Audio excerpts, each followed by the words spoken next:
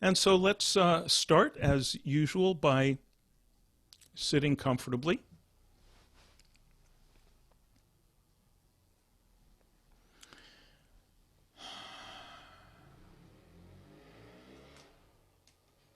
And let's start tonight by some of you have done this particular little on-ramp activity with me before. Some of you have not.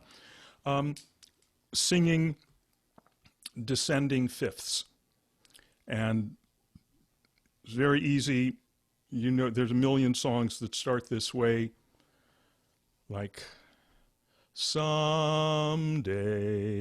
when the world is cold, right? That beautiful song.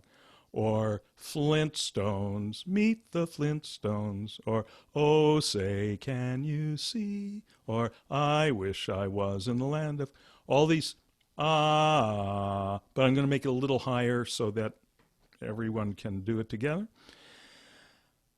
And so what we'll do in a moment is we're going to take a nice full deep breath, just really filling up the body with air like filling up a tank. And then just sit on that air for a moment. And then as you release the sound, notice what I'm saying, release the sound. This is the most revolutionary thing for me that I've learned in my years of trying to sing, which is that you don't push sound out, you allow it to come out. You release it, which goes very nicely with our whole approach to meditation. We don't push anything, we allow. So you could think of it like a balloon. Once the balloon is full of air, if we want the air to come out of the balloon, we don't have to push it out. We just open the little valve and it comes out. And in fact, we can imagine that the air is not just coming out of the little valve here, the little mouth valve, but coming out of us 360 degrees, coming out through all the pores in our scalp and our fingers and our toes, all the pores in our body. So all these millions of little micropores, whatever they are. And just imagine the sound is coming out 360 degrees, just releasing out into infinite space. Okay? And we'll do it on the syllable, the mantra of openness, which is ah. Okay? So, taking a nice deep breath in, filling up the tank.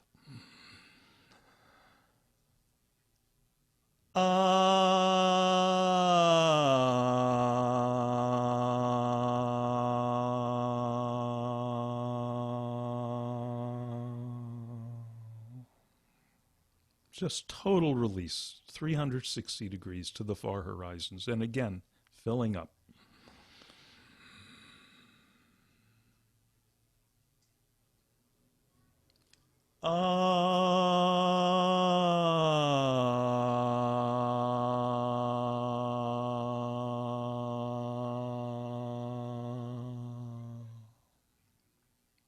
And again.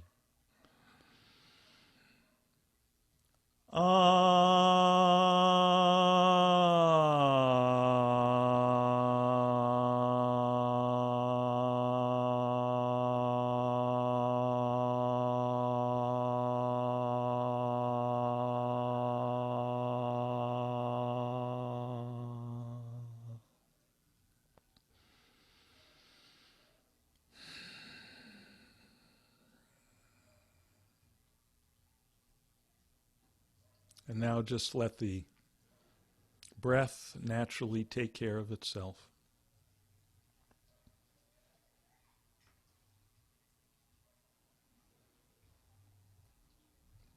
Breath going in and out of the body without effort from us, without even attention from us, as it's been doing all our life.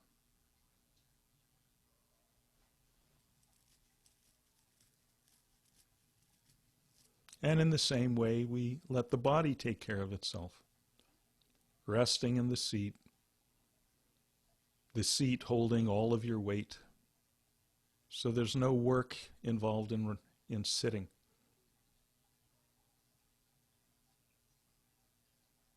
No work required, no management required. No special attention required. No attitude required, just sitting. So simple. Just sitting, just breathing.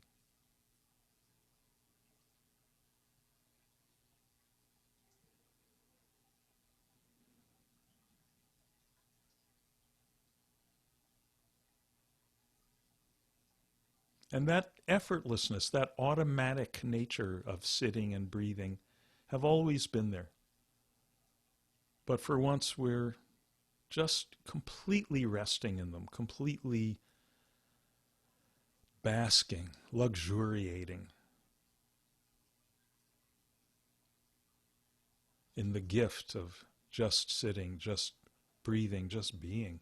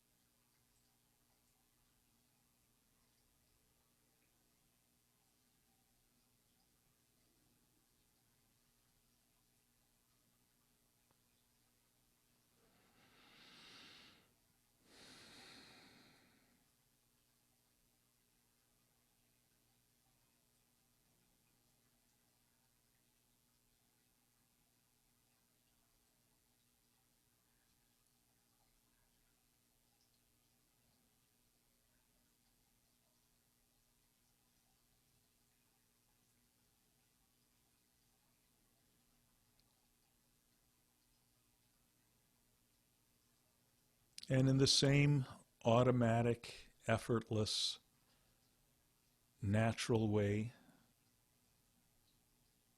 unmanaged way that sitting and breathing happen, the senses happen. Hearing happens. Seeing happens, even with the eyelids closed, some sense of color or light.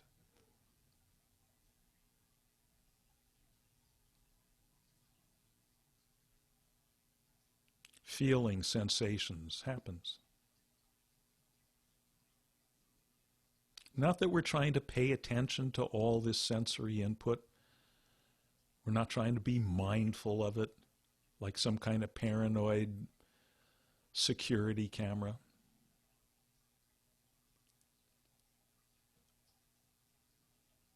Sometimes some experience of hearing might come to the forefront of our attention. Other times it retreats to the background. Or some sensation, or some thought, or some emotion comes to the forefront. And then moves to the background. So all this happens by itself. We have zero role in managing any of this.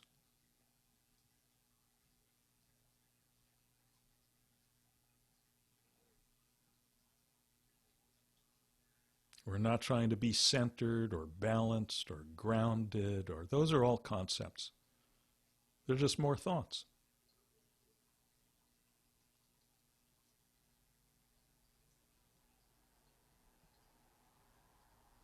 They're thoughts just like the thought, yeah, I have to go grocery shopping tomorrow.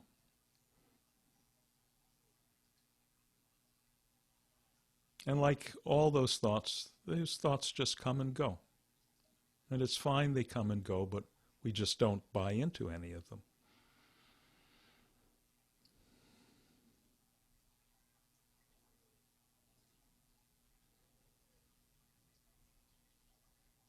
So when we have a thought that, oh, I should be more grounded, or I should be more centered in this meditation, or I should be concentrating, or it's just another thought.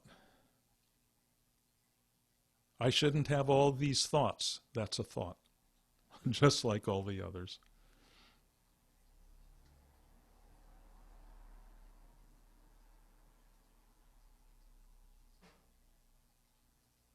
So what we do is just rest in the space within which all these thoughts come and go. The space of awareness. This awareness, this presence, which is always already right here.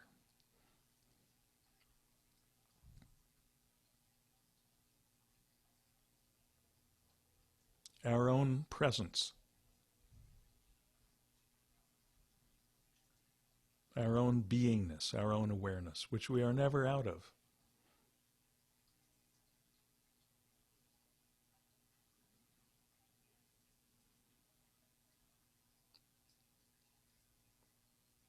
We're never not right here in this presence, this awareness, which is unconditioned, unlimited, like space.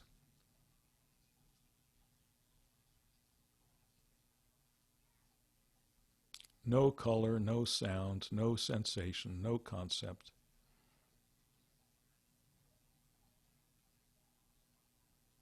But the aware space within which all the colors and the sounds and the concepts come and go and are experienced.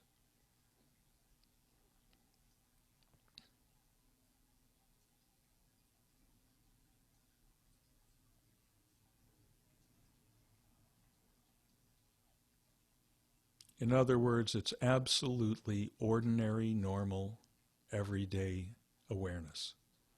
It's the only kind there is.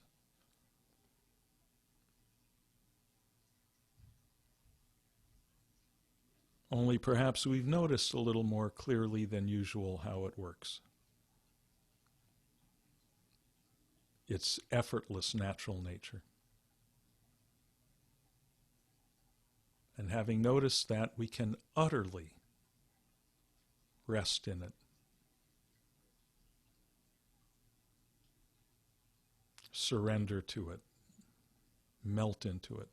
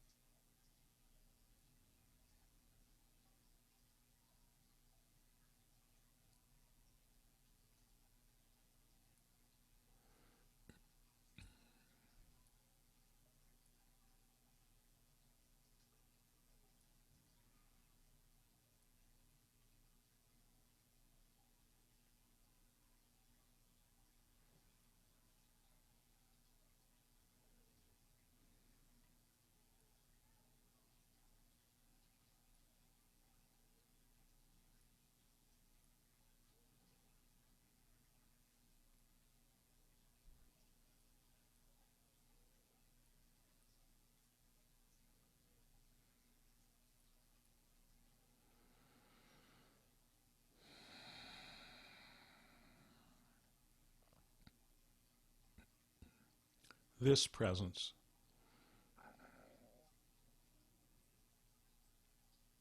this very awareness.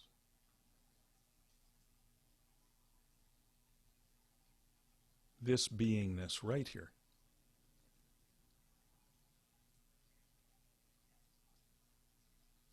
This aware space within which all the things we're aware of come and go completely on their own, 100% on their own.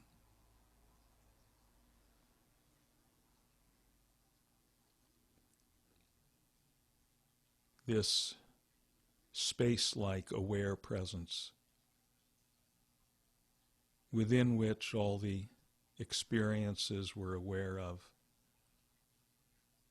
come and go frictionlessly.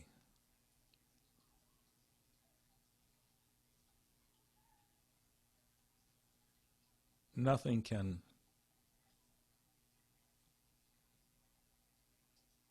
damage or improve or in any way affect the awareness itself. Just as no object moving through space can affect space.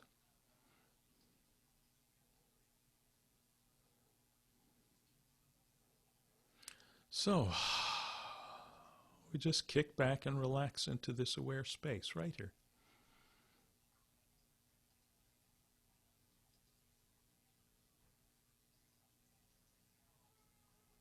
Not paying any special attention to the stuff that comes and goes. Whatever it is, great. God bless.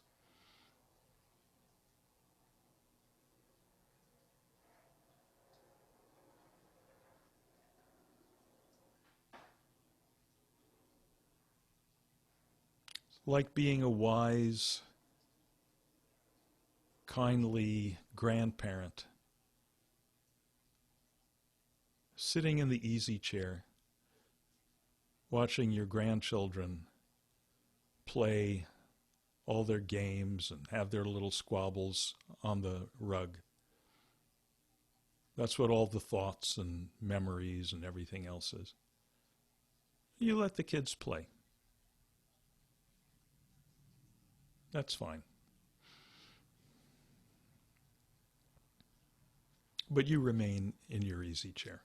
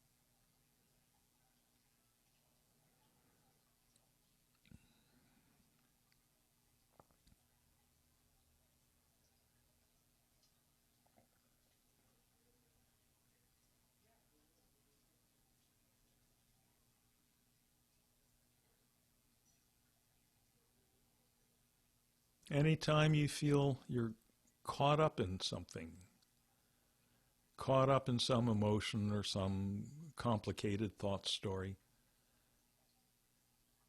just relax your grip on it. Don't try to change it or expel it. It's just one more thing in the space of awareness as long as we relax our grip in it. Relax our grip on it, relax back into this space of awareness, this presence, which is always right here.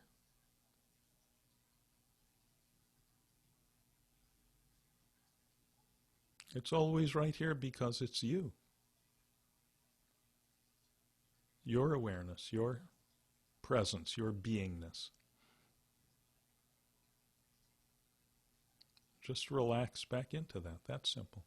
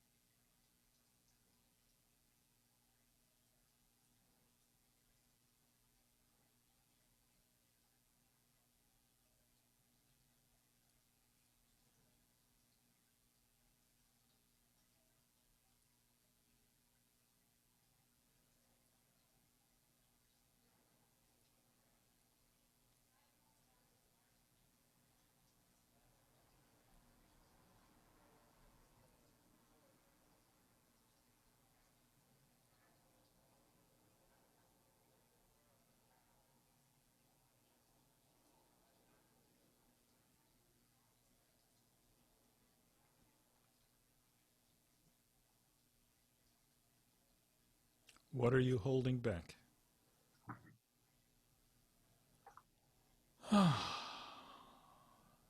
Even in some subtle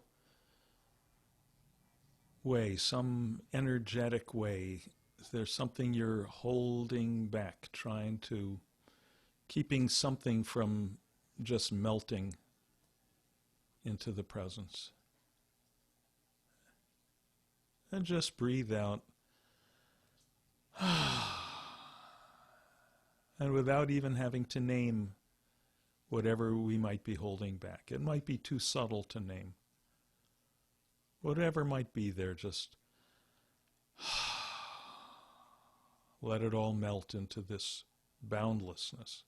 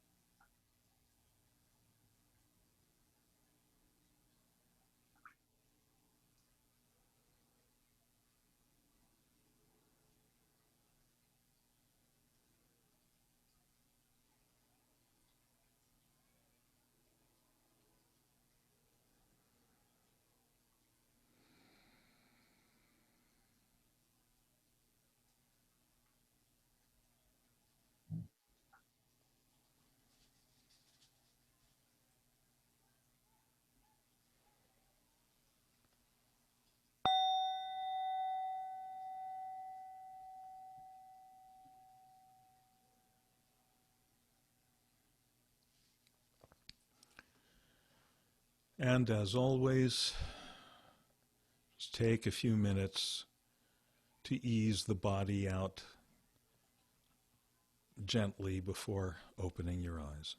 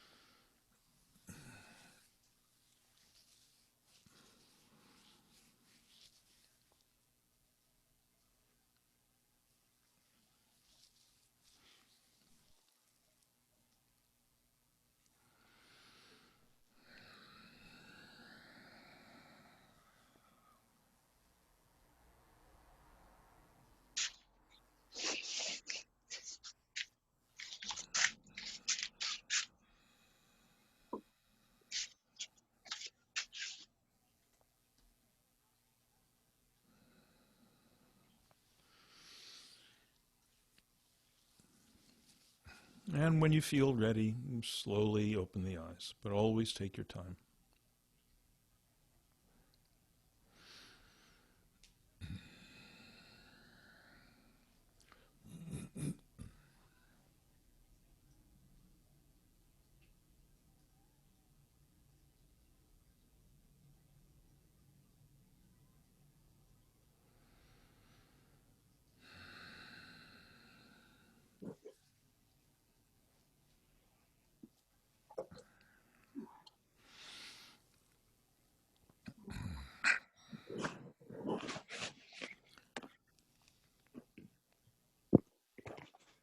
Okay, how's everybody doing? Everybody good? Good. Any questions?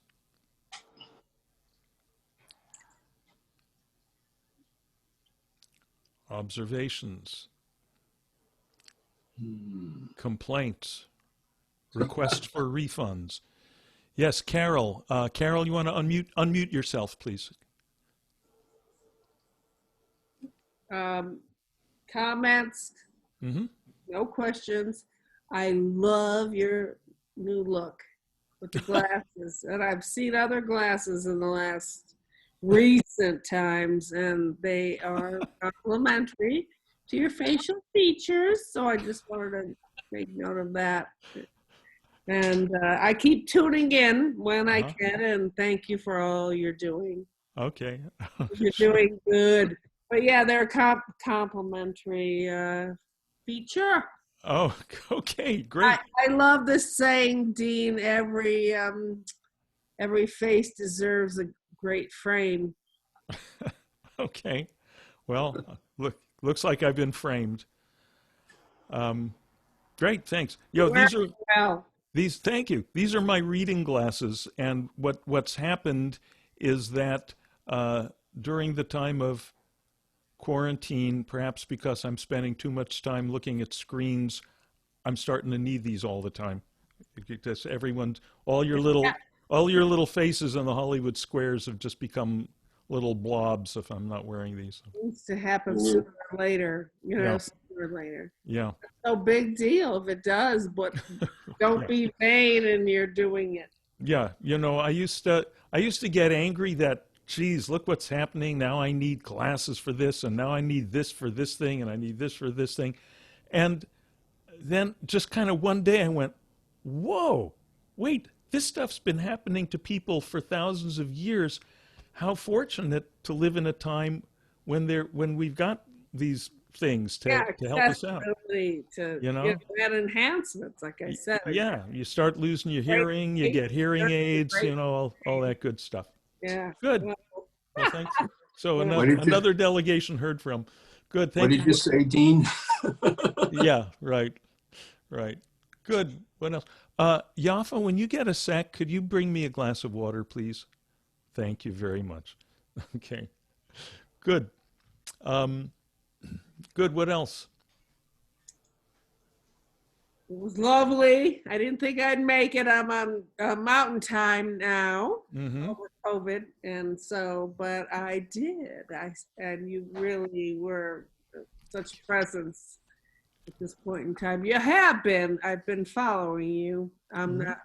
I've followed you as long as I've heard about you. So we'll see what time will tell. Mm-hmm. But you helped me along tonight Good. in my journey, if you will, or whatever, before sleep.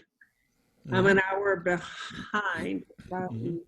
So not that I'm, yeah, but it's instead of 8:15, it's 9. Right. Right. Yeah. Good. Okay. So I mean, you kept me company, and in more ways than one. Good. Good. No, I'm glad to hear it. We're all here to keep each other company. This is what we call, in Buddhist terms, it's what's called sangha. In the Buddhist vocabulary, let me get my face back here. In Buddhist vocabulary, we have what's called the Triratna. The Triratna means the triple jewel or the triple gem. Sometimes you see it translated as the three jewels, which is not quite accurate. It's the triple jewel. There's only one jewel, which looks like different from different angles. And the three angles, the three components of the triple gem are Buddha, Dharma, and Sangha. Okay? Buddha doesn't just mean a guy. Buddha literally means awakening. The idea is not worshiping some guy that lived 2,500 years That I ago. learned. You But the, know, I mean, we're very grateful for all. At least I am very grateful for all great enlightenment teachers that come along, and he's certainly, at that top level. But the idea is for everyone to become a Buddha. As one of my Buddhist teachers put it, it's not important whether you're a Buddhist. He said, being a Buddhist is not important. Being a Buddha is important.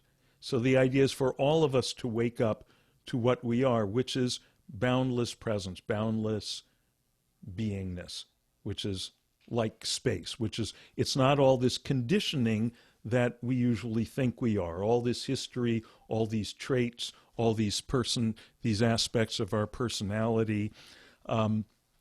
We're not any of that. We're this boundless space-like awareness within which all that is experienced. And we spend our lives looking for something boundless, but we keep looking in the wrong place because we keep looking in the we keep looking to trying to find that ultimate that boundless in the stuff that's floating through the awareness, the stuff that presents itself to our presence rather than just melting back into the presence itself. And once we discover that, oh yeah, it's right here. That's Buddha. Dharma is the teachings, the practices, everything that promotes our unfolding into this waking up to what we are. Sometimes you'll see this again translated as, the Dharma is the Buddhist teachings. It's all the Buddhist text. And well, that's kind of a limited definition. And the more expansive definition, everything is our sacred book. Everything is the teaching. Coronavirus is the teaching. Being locked up for a life sentence in a sweltering southern penitentiary is the teaching. That's the Dharma, if that's what's happening to you. If we use it that way. if we use it that way. But then the third aspect of the Tri Ratna, the triple jewel, is Sangha. So, and Sangha is all of us who are practicing the Dharma together. Sang, that prefix sang, it's like the word sum in English, S-U-M, totality. It literally means together. So the Sangha is the togetherness. It's the in some Christian churches they call it the congregation of saints. In Judaism it's the minyan. You got to have to really activate the teaching, to really enliven the awakening. There's a few very unusual individuals who can do this on their own, but they're very, very rare. We all need to be. Most of us need to be on the buddy system. We the teachings are just have no real existence until someone puts them to practice. Right? The Dharma cannot exist in abstract, in principle. The Dharma cannot be the Dharma until there's a Sangha practicing it. And in the same way, each of those one of the things needs the other two. Right? The Buddha cannot be Buddha without we can't unfold into our Buddha-ness without some kind of Dharma, some kind of process of unfolding. And then we all need the Sangha to just show up, to just be able. This is, by the way, one of the reasons I keep encouraging people to turn your cameras on. We don't care if your room is messy. I really like to. You can do whatever you want, but I really like to see people's eyes, because we those of you who've attended like things here in this living room, elsewhere, there's something about seeing each other's eyes. This is where we see the light of awakening taking place in each other's eyes, and that helps for each one of us individually. That kind of being fed by that, and the others in the group helps our own awakening. So yeah, Buddha, Dharma, Sangha. So, anything else on anyone's mind tonight?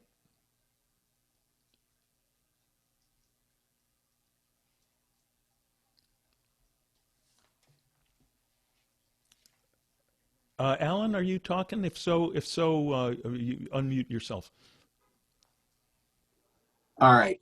Mm-hmm. The background is I got a new phone, so I'm playing with backgrounds. But the question I had was, there was a book saying even plants and animals and rocks can be Buddhas.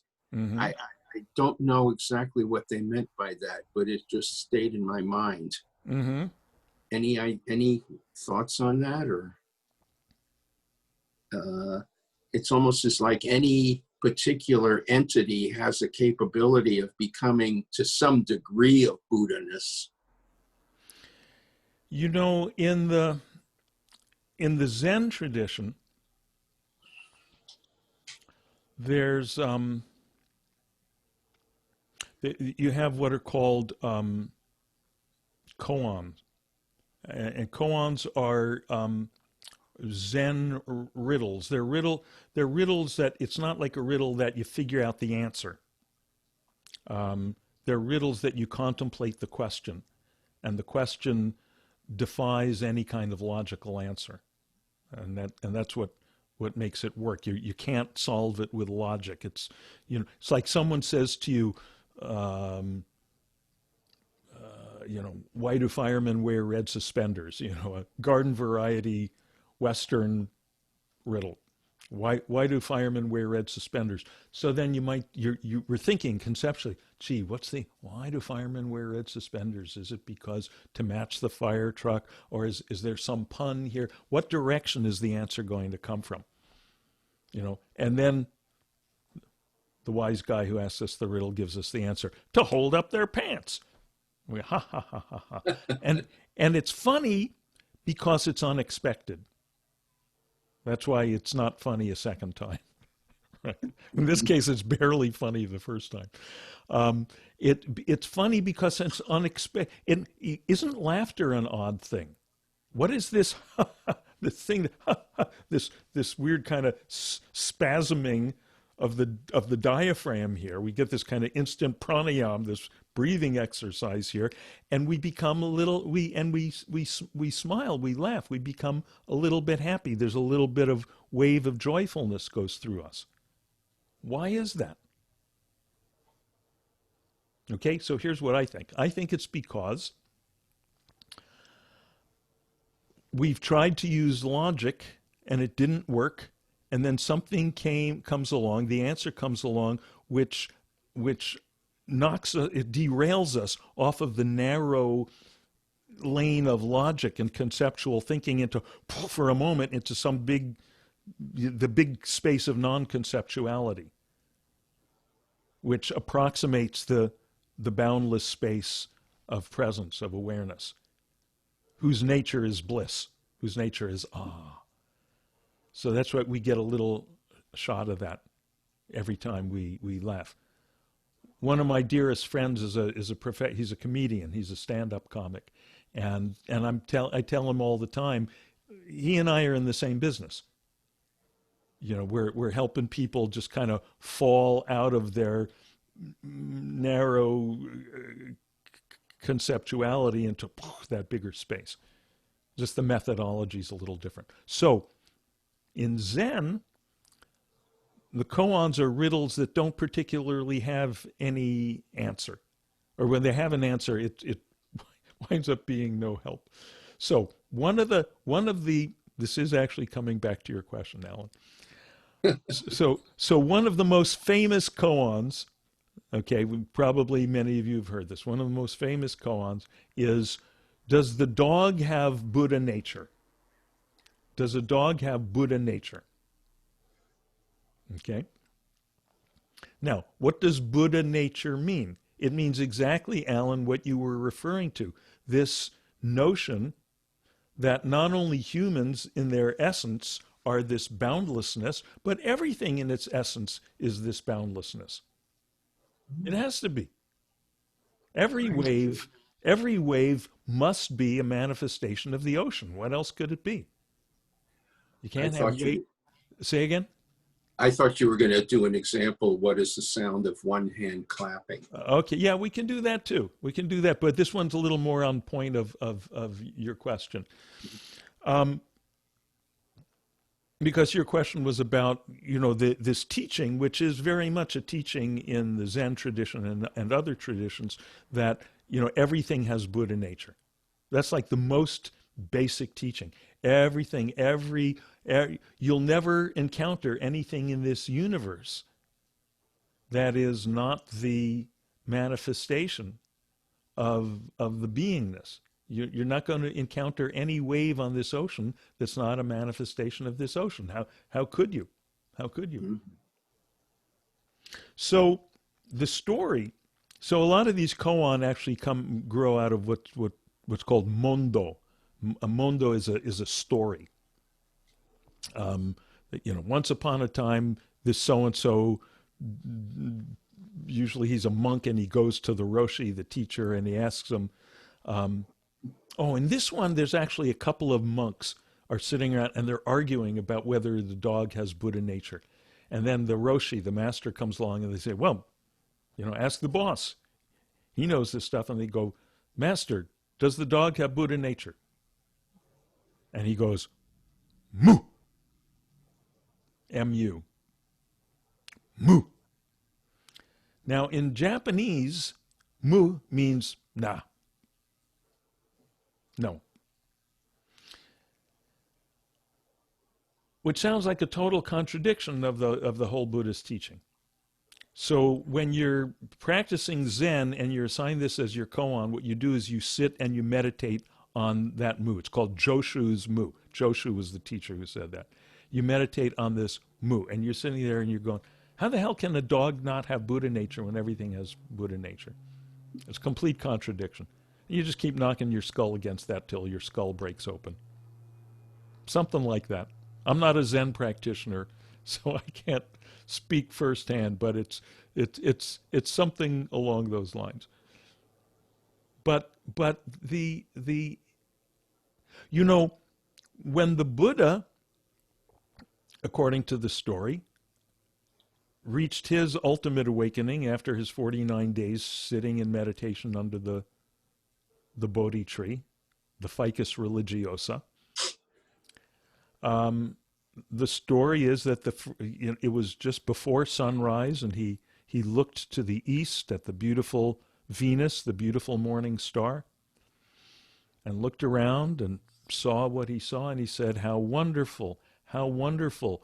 All things are enlightened just as they are. Right? Often it's slightly misquoted as everything's fine. I often quote it that way. Just it's slightly inaccurate, but in certain contexts it's a little more useful. But what he is actually recorded as having said is, all things are enlightened just as they are. Which is, Got it. yeah, well, if you really got it, someday explain it to me. Moo. because of moo, there you go.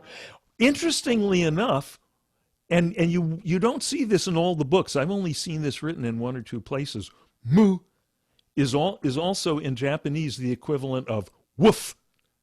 It's what a dog says. So Okay. so maybe Joshu was just like, manifesting the dog and going, okay, here you go, sucker.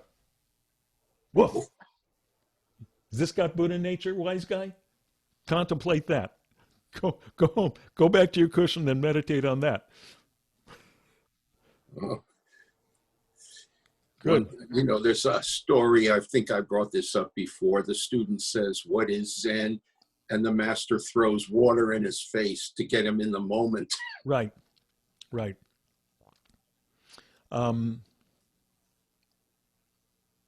Yeah, there's this Zen stories are wonderful. There's a story, another one of these these stories about a guy. He's some kind of high government official, and he comes to the Roshi, the Zen master, and he says, and he presents him with a problem. He says, okay, I've got this jar, this precious jar, and I put a little goose egg in it, and now the egg is hatched. And now there's this baby goose. What do you call a baby goose? Gosling? And I got this baby gosling in the jar, and I want to get him out of the jar, and I don't want to break the jar because the jar is precious, and I don't want to hurt the little baby gosling because it's precious. How do I do it? And the master thinks for a moment, and then he goes, Alan! Oh, or whatever the guy's name was. Let's say the guy's name was Alan. He goes, Alan! And the guy jumps. I just did. Good. Okay. And the master says, the goose is out. Mm. The goose is out. Okay. So you see what's going on there. You see what's going on. We can metaphorically, I always hesitate to interpret these things. Again, I don't want to wrap them up in too much conceptuality, but this is too delicious to, it's because it's like the jar is actually our conceptuality. The jar is all our individuality, all our personality, all our history, everything. For those of you who were here last week, we had a really good discussion, which is up on my YouTube channel now under the title, Ego is the Wicked Witch of the West. Right? So all this, everything that we usually identify with, all our conditioning, all our individuality. And then when we start doing some some meditation, some Dharma practice, the experience is, I'm melting, and there's resistance to it. I brought that up near the end of the meditation today. Just notice, is there some subtle resistance? What are you holding back? Is there something energetically you're still holding back? Just let it go. And we keep doing that again and again. We think we've let it all go. Keep letting it go. Keep letting it melt. Because when you really let it all melt, you really let it go, then that's it. The goose is out. Right? And then the goose is free, which is our Buddha nature, which is our boundlessness, what we truly are, without breaking the jar of our life. Because the reason we resist is we're intuitively, we don't think this through, but intuitively we're afraid that if I let myself really experience boundlessness, it's going to demolish all my boundaries. I'm going to die. All my molecules will fall apart. I won't know how to talk or walk anymore. Sounds like an LSD experience. Well, if you're, I mean, this is what happens to people often when they take psychedelics, because they have something. All kinds of things can happen on psychedelics or any other substance, which is what makes them kind of unreliable. But often, what happens, what happened to me, is that happens, but it happens very quickly. And if you don't have proper guidance, if you don't have, in the early days of the psychedelic movement, the early 60s, Leary and Alpert and those guys were going, you have to have the proper set, mental set, understand what you're doing. We're not just hanging out in the Grateful Dead parking lot and watching the colors and listening to the music. We're here to wake up and have so the right set, the right setting, be in a peaceful place that's conducive. And you always had the acid guide. You always had the person there to remind you, just let go, just be with it. It's fine. You're not dying. You're waking up. You're just. I wish I had a guide like that. Yeah. But the thing is, it's because it's artificially accelerated by the substance. Then people can panic, and that's the so-called bad trips. Is when people go, I'm melting, and then they panic and they start trying to hold on to something when there's nothing to hold on to, and that's where the so-called bad trips come from. And because it's been kind of artificially accelerated, juiced up by taking a substance, then what goes up must come down. So 8 hours later, you feel like you got to get enlightened all over again. So what we're doing here is a little more gradual, more natural, more incremental, getting used to being boundless, integrating that with being out in the world. Keeping the jar intact and the goose alive. Both. Right? Is that making sense? Thank you. Yeah, you bet. You bet. You're the first Zoom on my new phone, by the way. Okay. Good. Good. What else? Anyone else? Question, observation?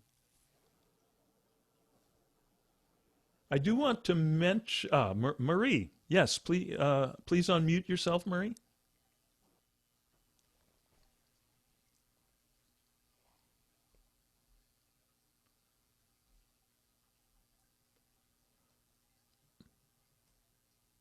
Marie, I'll unmute you.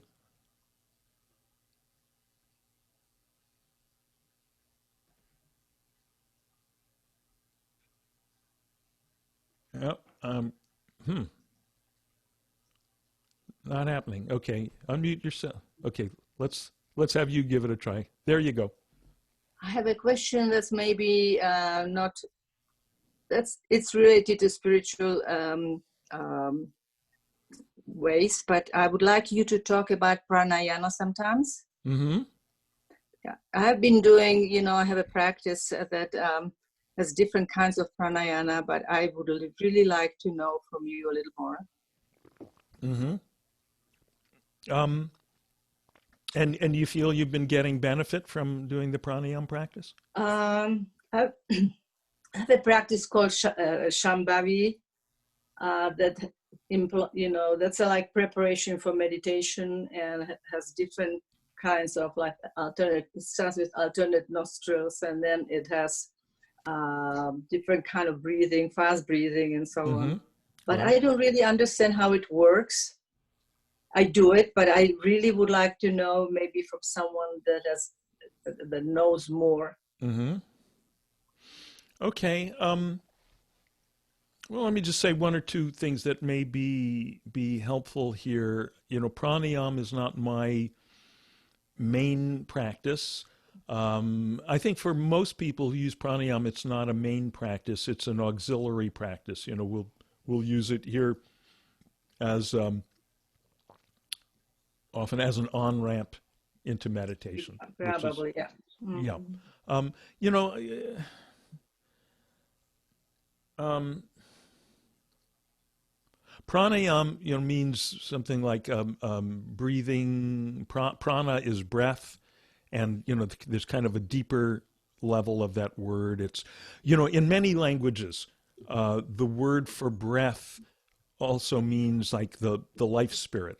Actually, in English, spirit, right? Spirit, or what is that from Latin? Spiritus. It's the Holy Spirit, and it's also, we inspire and we expire. And it's interesting that expire means to breathe out, and it also means to die. One of my teachers once said, "Isn't it wonderful that for everyone, the last breath when you die is breathing out?" So we all end our life by going, we don't end our life by going, right? So, um, well, Let me say, yes, go ahead. yeah, I think in the practice that I have been doing, it is a preparatory for meditation, Yeah, actually. yeah. But I think it has a little more that I'm just seeking to find out, Mhm. different kind of breath. But Right. maybe, this is not, the place here to discuss it. Yeah. Well, let me just say a little bit, and then move on. The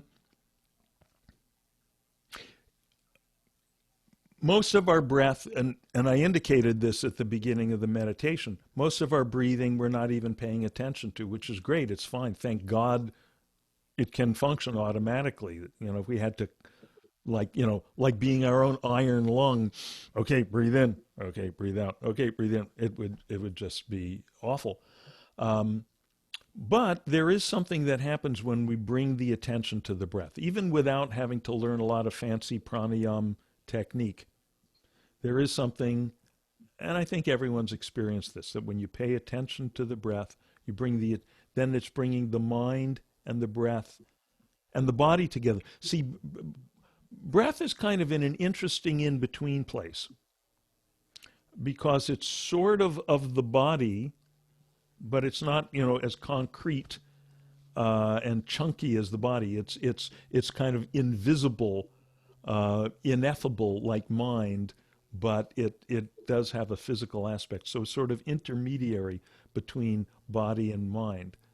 So we can sort of use breath to direct bringing body, mind, breath together, and use them in a way that's conducive to settling down and yet remaining alert, Mhm. which is kind of the psychophysiological portrait of what happens in transcendence and meditation, that we're settling into quietness as we do in sleep, yet remaining alert to experience the quietness. Yeah, I think it really is used as a way how to settle down, Mm-hmm. and also probably to put more concentration on the breath. These two things. Yeah. But I have to say that since I've started meditating with you, I don't need the settling down There anymore. you go. Now And you're talking. Now you're talking. so I don't need any extra things to come down. And Yeah. prior to meeting with you, I didn't have much success. Also, I was diligently doing, Right. trying, because uh, it, I thought it's impossible for me, but it isn't. And thank you. Yeah. Yeah, that's great. I was just writing to a friend today, actually another one of my friends who's in prison. This is one who's locked up in New Jersey. And I was saying how wonderful these Zoom sessions are and how great it is to have some new people coming in, and have the most gratifying thing to me is when someone comes in who has been trying to meditate for years, and then they see what we're doing here and they go, "Oh, I just stopped trying." And then then it worked. The key to meditation is working doesn't work. Not working works. Exactly, Right? and you said you will, and I do. So this is like wonderful. Yeah, yeah, and you put your finger on something very important here, and that's helpful in understanding a lot of other stuff that we see and that we read, because people will be telling you, oh, doing this particular pranayam where you're just in this ratio of this many seconds in and that many seconds out is really important, and you can't have deep meditation without this, or sitting on that kind of cushion, or this kind of posture. And all that has some value. It's all been around. Most of it's been around for centuries for a reason. It all has some value. But to me, when I came up with this, using this word in this way a few years ago, on ramp, for me, it put it all in its correct context. It's all there as the on ramp. It's valuable. On-ramps are really valuable because they help you get to the express lane. Mhm. But the point Exactly. is to get to the express lane, and don't spend your life on the on-ramp, and don't get so stuck up with the idea, oh, well, my on-ramp has been working so well for me, this must be the on-ramp, right? Someone else, the on-ramp's going to be totally different. So it's the on-ramp that will work is the one that you will do. So if you're inclined to use breath, fine. Actually, what we did tonight as our on-ramp is a little bit of singing, which is, kind of pranayam or pranayam adjacent. So there's a little bit of technique there. It's a descending fifth. You can do anything. You can do anything with the voice. It'll be fine. Or do anything not with the voice. To clap your hands, jump up and down, whatever. But there's some validity to specifically singing a descending fifth, because it's the maximum distance musically between two sound vibrations. So the upper one, is like maximum suspension, and then is like the maximum letting go of that. That's why you sing that in church. Amen. And But the more clarity we get in our experiential insight into this beingness, this boundlessness, which is the nature of our own awareness, the less important all of these on-ramps become. More and more we realize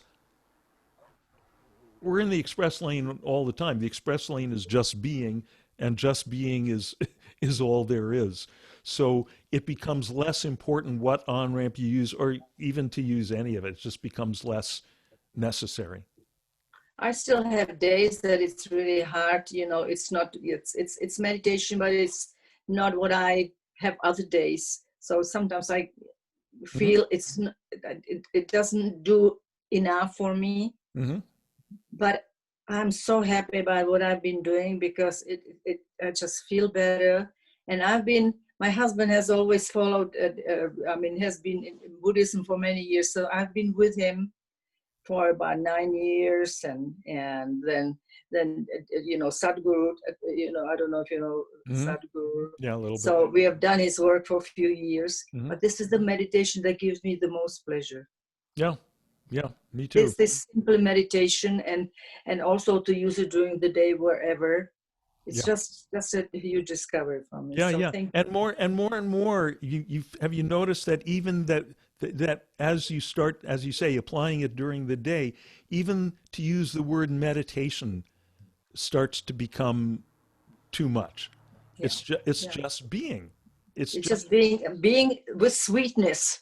yeah, yeah, right. But the sweetness is not some sugar that we put on Right. top, which is what people often do in the name of spirituality when they're not getting to the real stuff, when they're not getting the clear experience that existence is inherently sweet. In the Hindu philosophical terms for that is sat, chit, ananda, right? Satchidananda. Sat, beingness, chit, awareness, ananda, bliss.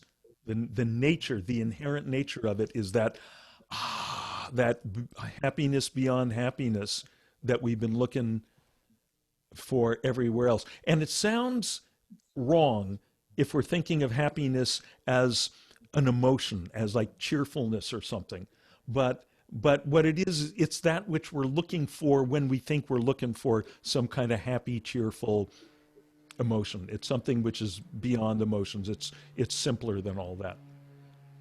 And more it's okay. What we call meditation is just being when I'm sitting in a chair with my eyes closed. And then what we call the other 23 hours of the day is just being moving through life. And more we start to recognize, getting back to what Alan was saying, that all those things we're interacting with, all the people and all the plants and all the trees and the sky are also the same, just being this beingness. Only they don't know it yet. So Mhm. they're susceptible to suffering. And more and more as we get more and more awake in this, we're able to share that presence. We're able to. I was watching a video this morning of a wonderful teacher that I refer to a lot because I rely on a lot, Rupert Spira. A video he made on his 60th birthday, and he read this poem by Yeats written on his 50th birthday, and where he talks about he's saying, I was blessed and I could bless, right? And that's what happens to us. We are blessed, not that some guru or some deity has, favored us with some divine thunderbolt. It can be expressed in that language. It often is in that kind of language, but that's metaphorical. But because we've more and more, usually gradually, awakened to the nature of our beingness, which is that that everyone's looking for, and then more and more, we just without trying to do anything special, we are making that peace and that bliss available to others. Just by their contact with us, they pick up the contact high to some degree. So we are blessed and we can bless. Thank you. Thank you so much. You bet. Good. Anybody else? Anything else? I do want to mention, speaking of Rupert, okay, hang on just 1 second, because I want to post something in the chat for you. And I believe the chat disappears when the session ends, so you may want to, copy and paste this onto, somewhere where you'll have it.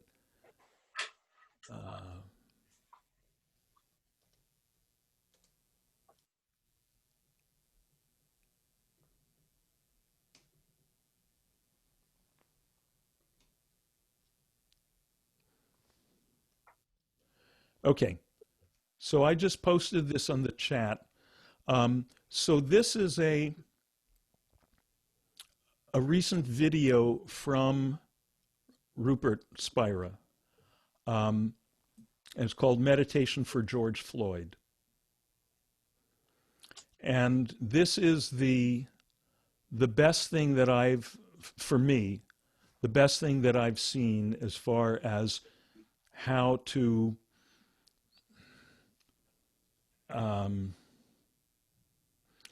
digest, how to what I was saying before about that that everything is the Dharma if we use it for that. Everything that we think is the obstacles to our awakening to this how wonderful, how wonderful. Everything we think are the obstacles to the Dharma are the Dharma, right? So, but if we use it as the Dharma, so how do we use this and all the feelings that it can kick up and so forth as the Dharma?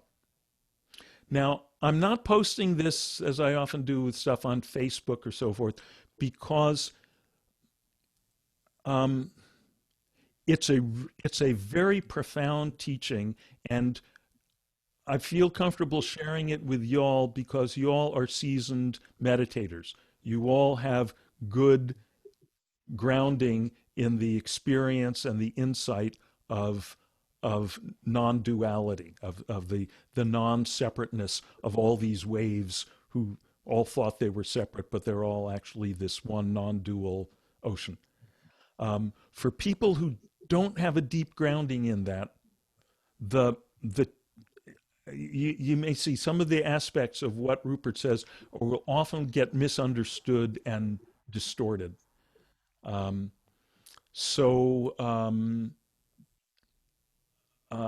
I would hesitate to kind of share this with everyone, but I recommend it very, very strongly to all of you. But I would say it's, I think, 24 minutes long, and it's a meditation, so be prepared to sit down and give it your full attention for 24 minutes.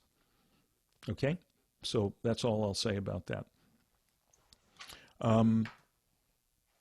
The two books that I recommended in this week's newsletter, both by this wonderful writer, teacher, Stephen Mitchell, The Enlightened Heart, this wonderful poetry anthology. You just open this to any page and it just blows your skull open. For instance, here's one by Mechtild of Magdesburg. She's a 13th century nun. A fish cannot drown in water. A bird does not fall in air. In the fire of creation, gold doesn't vanish. The fire brightens. Each creature God made must live in its own true nature. How could I resist my nature that lives for oneness with God? So boom, there it is, expressed in Christian language. So in this case, the vocabulary is going to be God. Other stuff coming from Buddhist writers or other kinds of writers be expressed differently. The other one, also by Stephen Mitchell, The Gospel According to Jesus. Okay? This thing, in case your life has in any way been affected by Christian teaching, this book is really, really recommended. And every one of us, just by virtue of living in this culture, we're affected by the teachings of Christianity, sometimes in ways that we don't realize. And in particular, if you've, I've found this a lot, people who've grown up with, very much in the church and maybe, practicing Dharma now, and either on the, in the front of the brain on the conscious level, or maybe more in the back of in the subconscious places that you're not aware of, are trying to sort out the relationship. This is about the best thing that I've ever seen. It's just, I've had so many people that I've recommended this one to just come and say, thank you so much. This just resolved stuff for me that I did not even realize was unresolved. So, good stuff. Okay? Okay.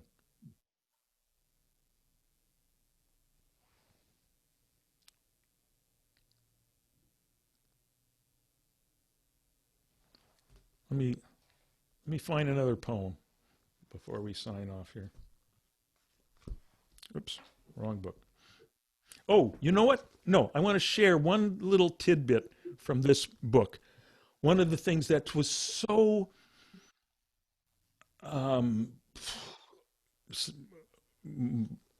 amazing to me. One of the points that Mitchell makes here, and he knows he's this guy. He's a real he's a real scholar. He's a scholar of ancient Hebrew and Greek and other languages, and knows the history and knows the culture, and he's a longtime meditation practitioner himself. So, he's got the qualifications to really examine this stuff in an intelligent way.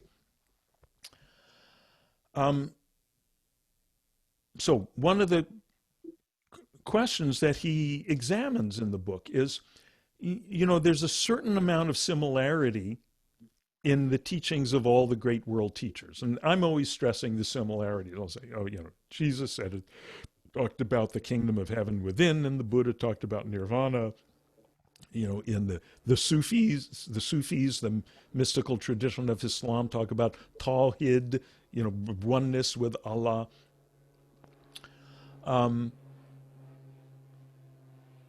But Mitchell makes the point, despite that similarity, there is a uniqueness to the teaching of Jesus. And that is that of all the great teachers, he has this emphasis on forgiveness. He emphasizes forgiveness more than any of the others. Why is that? Why is that? And he floats a very interesting theory. And all of this is theories. He says at the beginning in the introduction, he says, the kind of the mantra going over and over in his mind as he wrote this book was, we don't know, we don't know. So he's approaching it with some humility. But here's his theory. Why does Jesus emphasize forgiveness? Okay.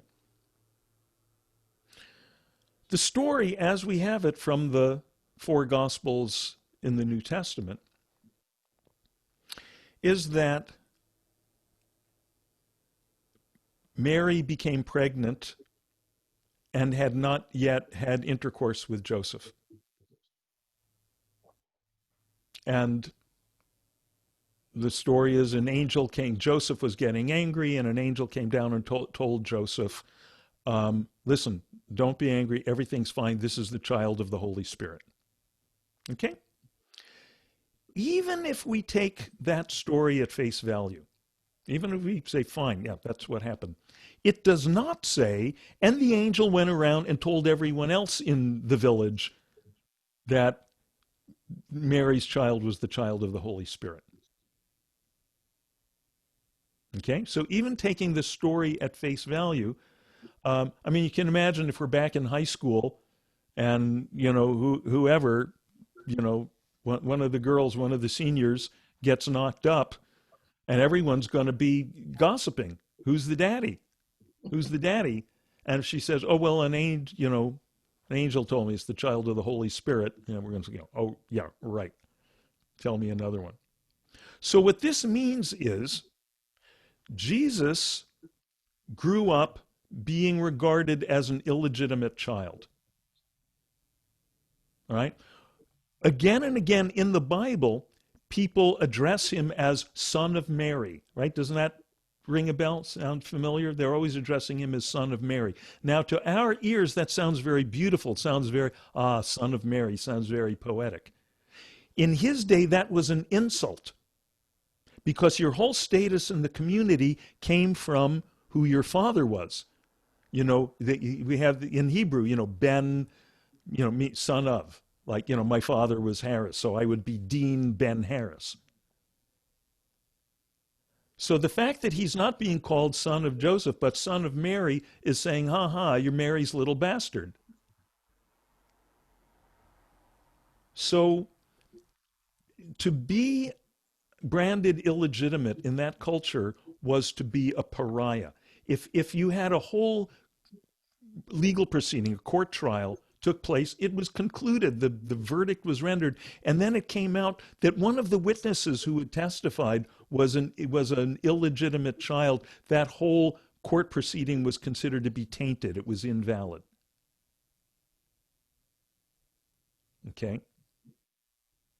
So this is what we have to presume Jesus had to deal with growing up. Now, what does that mean? It means, in regard to forgiveness, means he had a whole lot to forgive. Right? That he had to find a way to forgive all those people or be crazy, right? Or, you know, pull out the machine gun and start mowing people down. Um, isn't that an interesting perspective? I find it completely fascinating. Um, so anyway, lots of good stuff like that in the book. So may all beings swiftly realize their own Buddha nature and hey, hey you, right? You know what happens when the guru said, when the Roshi says that, is that because he says the guy's, I never finished this part of the story. He says the guy's first name. Usually this guy, he was a high official. So everyone would be saying, oh, hello, you Attorney General Barr or whoever. But he goes, hey, Bill, right? And the point is it shocked him and like got him to like his intimate self. And he said, it's already out. In other words, he just got him, he knocked him like a good comedian does, like a good, you know, meditation teacher does, knocked him out beyond the guardrails of his usual conceptual thinking and his usual small concepts of who he is. Hey, Bill, hey, you. The goose is out.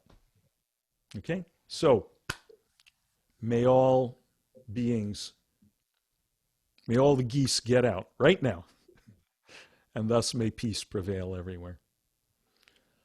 Loka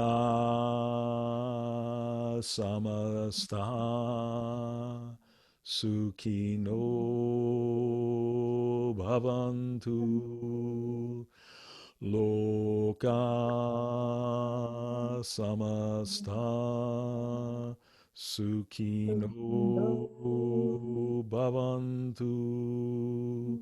Loka samasta sukhino bhavantu.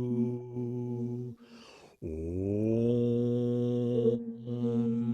Shanti Shanti Shanti.